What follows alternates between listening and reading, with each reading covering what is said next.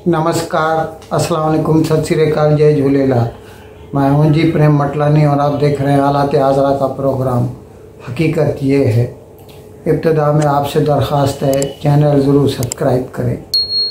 नाजरीन, कल भारत और वस्ती एशिया, सेंट्रल एशिया, उसके चंद ममालिक की उनका एक जॉइंट वर्किंग ग्रुप बना हुआ है JWG, उनकी एक कल मुलाकात हुई। ये जो ममालिक है मैं उसके नाम बता देता हूँ आपको। कज़ाकिस्तान, किर्गिस्तान, ताजिकिस्तान, तुर्कमेनिस्तान और उज़्बेकिस्तान, इनकी भारत के साथ मुलाकात हुई। और ख़ास तौर पर उनकी इस मुलाकात का जो एजेंडा था वो ये था कि अफ़गानिस्तान की किस तरह मदद की जाए। और ज़ाहिर है उसमें ये भी सोचा गया कि किसी भी तरह अफ़गानिस्तान की सरज़मीन को दहशतगर्दी के लिए इस्तेमाल होने न दिया जाए। हकीकत में तो ये जो कुछ मतलब मुज़ाकरात हो रहे हैं, इससे पाकिस्तान को भी फ़ायदा पहुंचेगा, लेकिन पाकिस्तान को कभी भी अगर उनको ऐसी दावत दी गई है तो वो ऐसी मुलाकातों में शामिल नहीं होते, क्योंकि इसका जो इनिशिएटिव भारत लेता है तो वो पाकिस्तान को अच्छा नहीं लगता। अच्छा, कल इस मीटिंग में भारत ने एक बड़ा ऐलान भी किया। भारत ने कहा कि वो अफ़गानिस्तान को बिना किसी चार्ज के मज़ीद यानी एडिशनल 20,000 टन गंदम सप्लाई करेगा। नाज़रीन को शायद याद हो, पिछले साल अफ़गानिस्तान ने कहा था उनको तकलीफ़ थी बहुत, जब नए नए वो आज़ाद हुए थे। मतलब अमेरिका चला गया था वहाँ से 15 अगस्त 2021 को। ये फिर खैर ये बात तो फिर 22 में हुई। तो भारत ने 50,000 टन मुफ्त में पिछले साल अफ़गानिस्तान को गंदम दी थी। अच्छा, उसका जैसे ही ऐलान किया तो पहले तो भारत ने ये कहा कि ये सही यही होगा कि वाघा के रास्ते से और मतलब अमृतसर से लाहौर, लाहौर से पेशावर और पेशावर से तोरखम के रास्ते यानी जलालाबाद और काबुल पहुंच जाएगी गंदम। लेकिन पाकिस्तान ने उस वक़्त एतराज़ किया था। ये उस वक़्त हकीकत में इमरान खान की हुकूमत थी, ये अर्ली 22 की बात कर रहा हूँ मैं। फिर बाद में जब अच्छा एक खेप उसमें चाबहार, जो एक भारत ने बनाया हुआ सी पोर्ट है ईरान में, ग्वादर के नज़दीक है, कुछ तकरीबन 60-70 किलोमीटर दूर है ग्वादर से, लेकिन वो है ईरान में।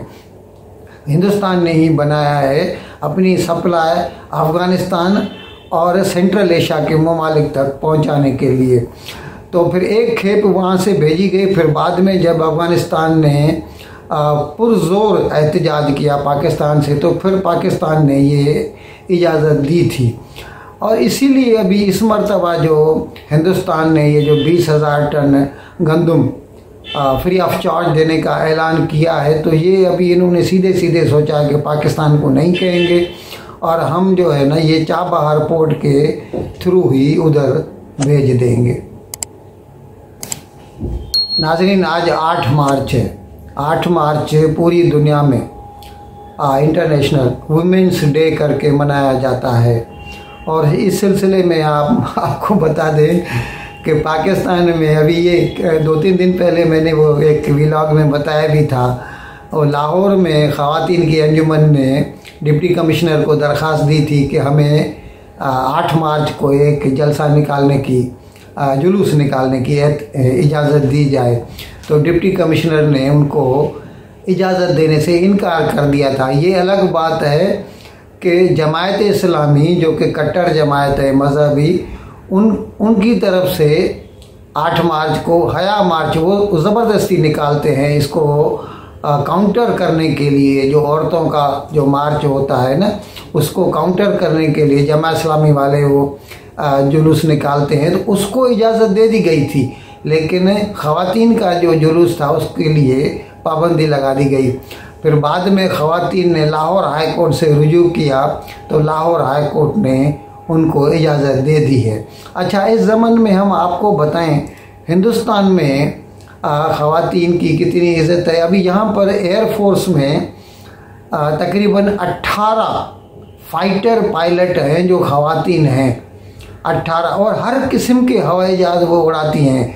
मिग हो, मिराज हो, सुखोई रशिया का, राफेल हो फ्रांस का, या किसी भी किस्म के जो ये हिंदुस्तान के अपने तेजस जो है उसका वो हो, हर किस्म के हवाई जहाज़ वो उड़ाती हैं, पायलट हैं। और अभी उनमें से एक पायलट जिसका रैंक जो है कमांडिंग ऑफिसर का है और आर्मी के कर्नल के बराबर होता है, उसे जो है पूरी कमान सौंपी गई है।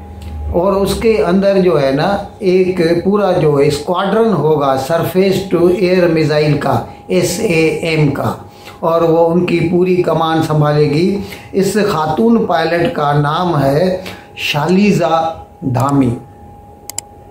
नाज़रीन, हकीकत में तो अगर देखा जाए तो दिमागी लिहाज से तो औरत किसी भी लिहाज से मर्द से कम नहीं है। ये अलग बात है कि फिज़िकली वो ज़रा वीक है, खुदा ने उसे ऐसे ही बना है, लेकिन इसका मतलब ये नहीं है कि उसके लिए मौक़े कम होने चाहिए। हकीकत में होना तो ये चाहिए कि उसको ज़्यादा मौक़े देने चाहिए, और जो ममालिक उनको कम मौक़े देते हैं या उनसे काम नहीं लेते तो वो अपने पैर पर ख़ुद कुल्हाड़ी मारते हैं। और इसीलिए आप देख सकते हैं कि इस वक्त वो ममालिक जहाँ पर औरतों की इज़्ज़त होती है वो दुनिया में सबसे आगे है, और ज़ाहिर है उसमें मगरबी ममालिक सबसे आगे है, और जो कट्टर किस्म के अफ़गानिस्तान पाकिस्तान किस्म के ममालिक हैं वो पीछे रह जाते हैं इस ज़माने में। अच्छा, इस लिहाज से मैं आपको ये भी बता दूं कि अभी एक रिपोर्ट आई है पाकिस्तान में जिसमें कहा गया है कि पिछले 3 साल में पाकिस्तान में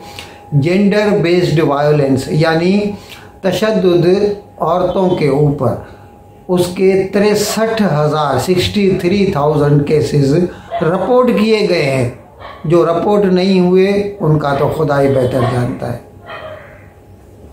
नाज़रीन, कल ECP ने, इलेक्शन कमीशन ऑफ पाकिस्तान ने, उन्होंने कई नोटिस निकाले हैं इमरान खान को और फवाद चौधरी को, PTI के दोनों हैं, तो उनको नोटिस निकाले हैं क्योंकि वो जो फॉरेन फंडिंग केस में उनके खिलाफ जो इंक्वायरी होनी है इसके लिए उनको उनके पास आकर अपने डॉक्यूमेंट्स भी देने हैं और अपना जो है डिफेंस भी देना है। लेकिन इस बात को तकरीबन 6-8 माह होने को आए हैं, वो एक बार भी अपीयर नहीं हुए। तो कल इलेक्शन कमीशन ऑफ पाकिस्तान के 4 इलेक्शन कमिश्नरों की एक बेंच ने इस बात को सुना और उनको, उनकी जो सदारत थी वो कर रहे थे निसार दुरानी, सिंध का इलेक्शन कमिश्नर है, वो इस बेंच की सदारत कर रहे थे। और फिर उसने जो है ना सीधा सीधा दोनों के लिए, इमरान खान के लिए भी और फवाद चौधरी के लिए भी अरेस्ट वारंट निकाल दिए कि इनको, इस्लामाबाद पुलिस को हुक्म दिया है कि आप इन दोनों को अरेस्ट करके 14 मार्च को उनकी दूसरी सुनवाई की तारीख फिक्स की गई है, 14 मार्च को इनको हमारे पास पेश किया जाए। अच्छा, इस सिलसिले में PTI वालों का ये कहना है कि हम ECP की जुरिस्डिक्शन नहीं मानते कि उसकी कोई तौहीन भी होती है, इसीलिए उन्होंने लाहौर हाई कोर्ट में जो है रिट पिटीशन फाइल की है कि इसके ऊपर पाबंदी लगाई जाए। तो इस सिलसिले में इलेक्शन कमीशन का ये कहना है कि लाहौर हाई कोर्ट ने सिर्फ उनको ये इजाज़त दी है कि इलेक्शन कमीशन ऑफ पाकिस्तान इस सिलसिले में फ़ैसला करने से पहले लाहौर हाई कोर्ट की बात सुनेगी, लेकिन इसके लिए इलेक्शन कमीशन ऑफ पाकिस्तान की प्रोसीडिंग्स पर, वो जो रोज़ बरोज़ जो मतलब पेशियाँ होती हैं उसके ऊपर कोई पाबंदी नहीं लगाई गई। तो इसके लिए ये इट इज़ इम्परेटिव, ये लाजमी होता है इमरान खान और फवाद चौधरी के लिए कि जब उनके खिलाफ समन निकलते हैं तो वो मज़कूरा तारीख पर आके इलेक्शन कमीशन ऑफ पाकिस्तान के सामने पेश हों और अपना डिफेंस या अपना दिफा करें। नाज़रीन, लाहौर में पंजाब यूनिवर्सिटी है, पंजाब यूनिवर्सिटी में सिंध के कई हिंदू लड़के भी पढ़ते हैं। कल 2 रोज़ के वहाँ पर होली मनाई गई। सिंध काउंसिल एक NGO है उसकी तरफ से और हिंदू तलबा की तरफ से, वो अपने पुरअमन अपने एक हाल में वो होली का फेस्टिवल मना रहे थे, एक दूसरे के ऊपर रंग फेंक रहे थे।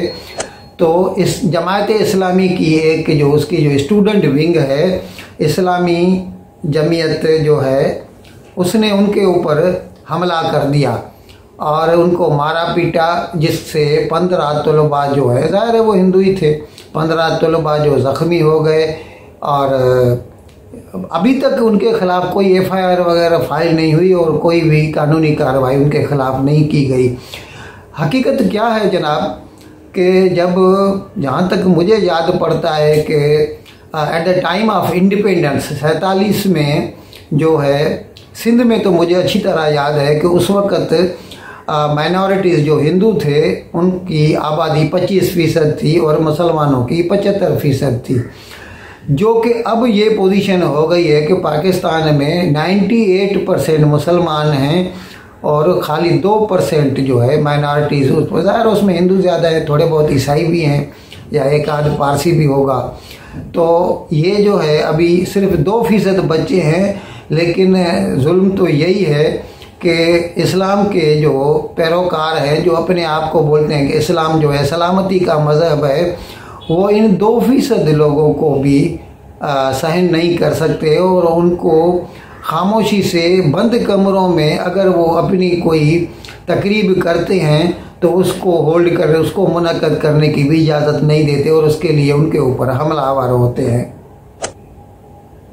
इन अल्फाज के साथ मैं आज का प्रोग्राम ख़त्म करने की आपसे इजाज़त चाहता हूँ, लेकिन विदाई लेने से पहले एक मरतबा फिर आपसे मेरी दरख्वास्त है कि जिस किसी साहब या साहबा ने अब तक हमारे इस चैनल को सब्सक्राइब नहीं किया, अज़राए करम इसको जल्द से जल्द सब्सक्राइब करें, प्रोग्राम को लाइक करें, शेयर करें और घंटी का बटन दबाना न भूलें। बहुत बहुत शुक्रिया।